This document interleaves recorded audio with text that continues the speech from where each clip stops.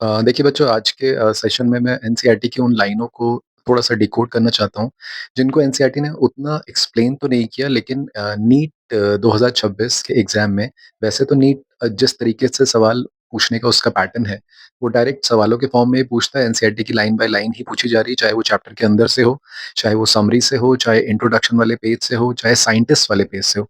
लेकिन कुछ लाइनों का एक्सप्लेनेशन अगर मिल जाता है बच्चे को, तो उसको असर्शन और रीज़न और मल्टीपल स्टेटमेंट को एक लिंक बनाने में थोड़ी-सी आसानी हो जाती है और सवाल को सॉल्व कर पाएगा अगर वो चीज़ों को कॉन्सेप्ट को समझ रहा है। तो बहुत सारे चैप्टर आपके कॉन्सेप्चुअल बेस पे हैं बायोलॉजी में और उनमें बहुत सारी लाइनें ऐसी लिखी हैं एनसीईआरटी ने जिनका एक्सप्लेनेशन नहीं दिया है और ऐसी लाइनें क्लास 11th में भी लाइक आपके प्लांट फिजियोलॉजी में भी हैं, रेस्पिरेशन में भी हैं, पीजीआर वाले चैप्टर में भी है, एनाटॉमी में भी है, सेल चैप्टर में भी है, सेल साइकिल एंड डिवीजन में भी है और इधर 12th में अगर आप आएँगे तो molecular basis of inheritance evolution वाली यूनिट में आपको मिलेंगी।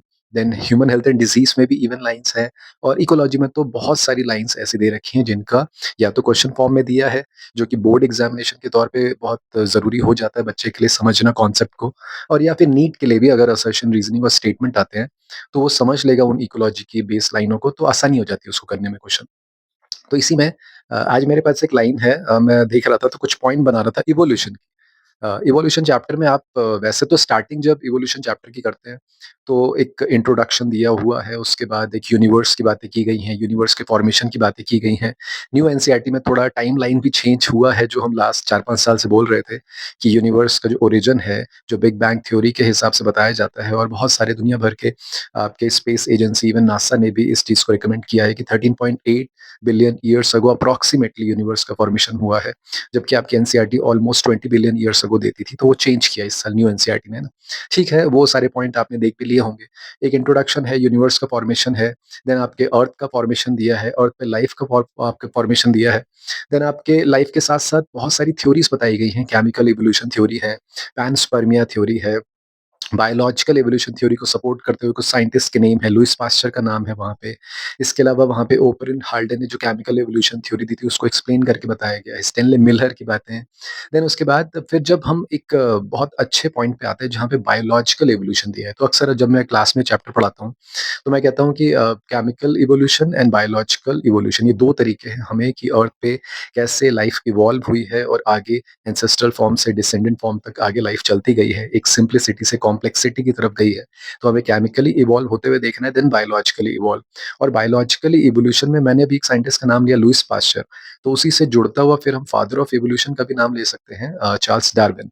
तो डार्विन की ही बातें उस बायोलॉजिकल इवोल्यूशन वाले पूरे जो टॉपिक है, सब टॉपिक है वहाँ दे रखी है। इवन वहाँ पे लेमार्क का भी नाम है, जॉन डे बेप्टिस्ट लेमार्क, उनका भी नाम है बट वहाँ पे एक बहुत बेहतरीन लाइन है जो अक्सर क्लास में बच्चों को बताई जाती है कि nobody believe this conjecture anymore यानी कि लेमार्क के जो दिए गए नियम थे like inheritance of acquired character या use and disuse of organ तो बहुत सारी चीज़ें उसमें कॉन्ट्राडिक्टरी थी, जो अब बहुत सारे नियम उनके नहीं माने जाते या बोल दीजिए उनमें मॉडिफिकेशन करके हमने एक मॉडर्न सिंथेटिक थ्योरी के फॉर्म में ले आए हैं, जिसको हम कहते हैं नियो लेमार्किज़्म, नियो डार्विनिज़्म, ठीक है? उसके बाद जो ह्यूगो डे व्रीज का म्यूटेशन लॉ है, देन आपके पॉपुलेशन जेनेटिक्स के लॉ को हमने सारा मिला के एक मॉडर्न सिंथेटिक थ्योरी का नाम दिया है जो एनटीए के सिलेबस में है। इवन उसमें हार्डी वीनबर्ग की थ्योरी भी ऐड की जा सकती है, ठीक है?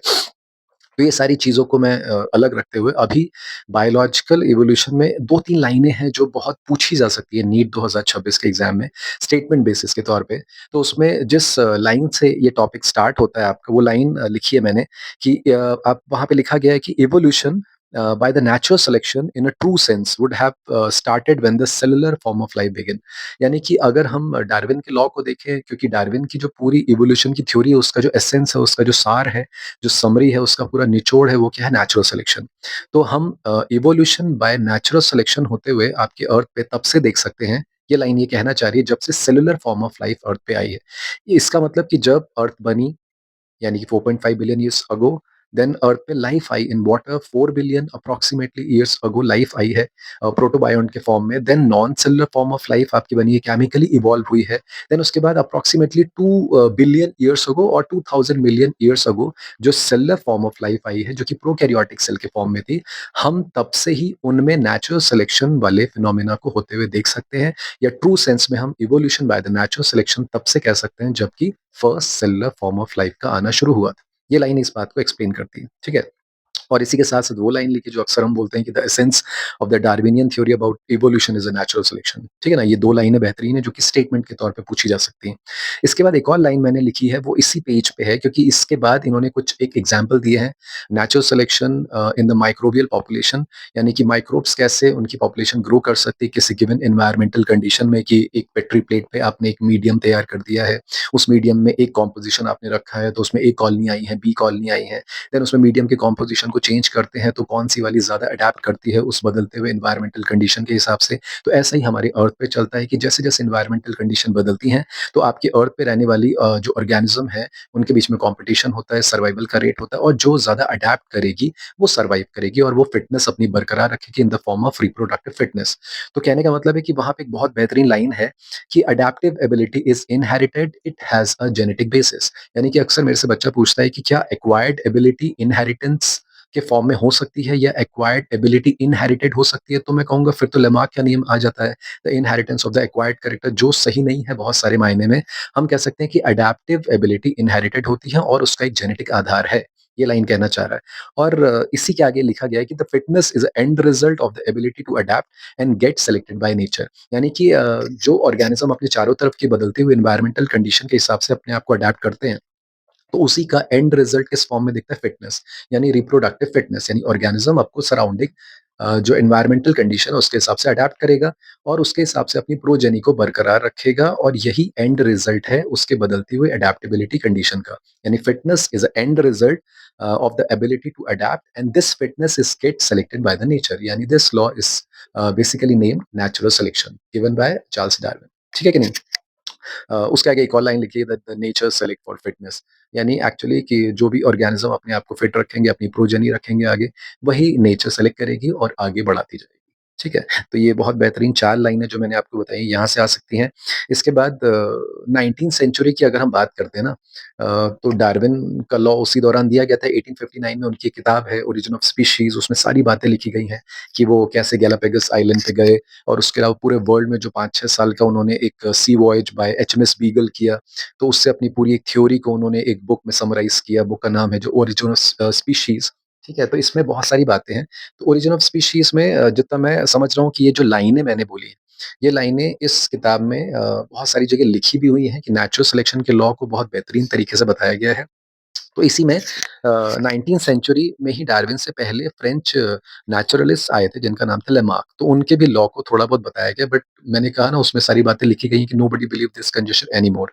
तो हम बहुत ज़्यादा लेमार्क के लॉ को फोकस नहीं करेंगे यहाँ पे और आपके सिलेबस में नियो लेमार्किज़्म तो वैसे भी नहीं पढ़ना है, ठीक है?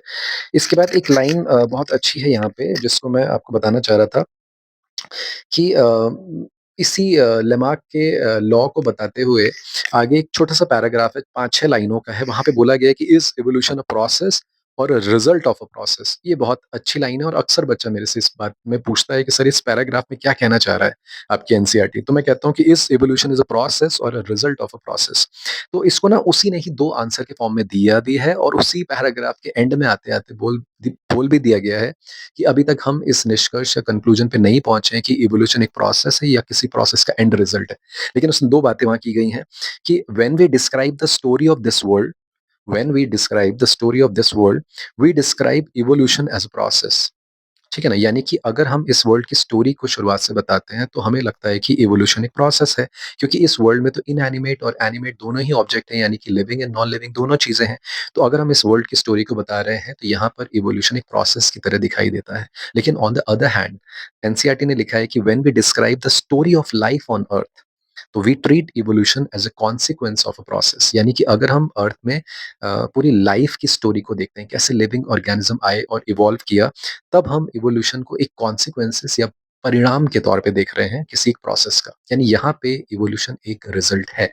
तो हम क्लियरली नहीं बोल सकते इस बात में कोई भी कि इवोल्यूशन एक प्रोसेस है या किसी प्रोसेस का एंड रिजल्ट। लेकिन कोई बच्चा मेरे से पूछता है कि इवोल्यूशन क्या है? तो मैं कहता हूँ इवोल्यूशन एक प्रक्रिया है, प्रोसेस है और उसका एंड रिजल्ट आपको समय-समय पर दिखता है स्पीशीज़ के फॉर्म में। है ना? और उनको तय करती है या चुन के लाती है, सेलेक्ट करके लाती है nature on the basis of their fitness और fitness is a end result of their ability to adapt. ठीक है?